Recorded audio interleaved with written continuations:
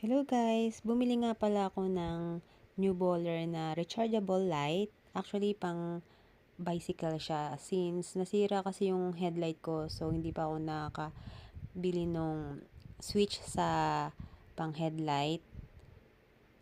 Trinay ko muna tong rechargeable na pwede rin siyang power bank sa Shopee.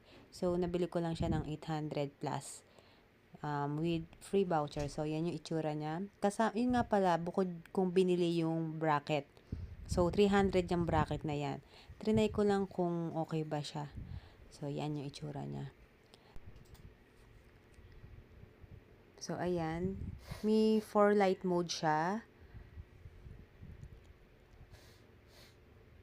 Yan yung unang klase ng ilaw. Pangalawa, isa lang siya sa gitna. Pangatlo, lahat yan may ilaw na. Tapos yung pang-apat is nagbi-blink siya. Then yung pang-lima, yun yung turn off.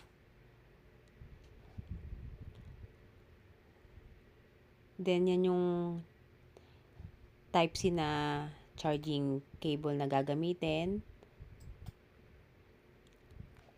So, okay naman siya.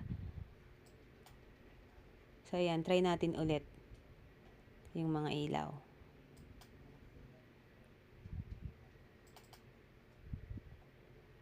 O, diba? Then, try natin sa gabi.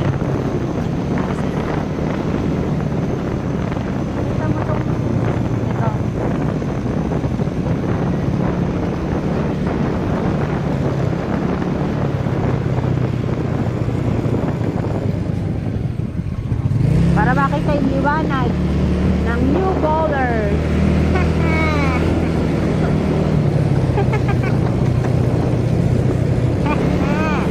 Diba? Rechargeable lang yan. Ang liwanag oh. Diba?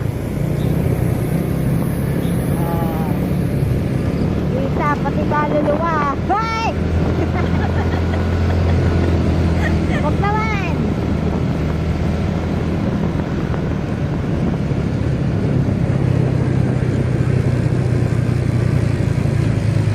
Sakto, sira ang headlight. Oh. May new bowlers tayo na headlight na rechargeable. Pang bike talaga yan. Ginamit ko lang sa motor. Ayan, na-signal siya kasi ang liwanag ka.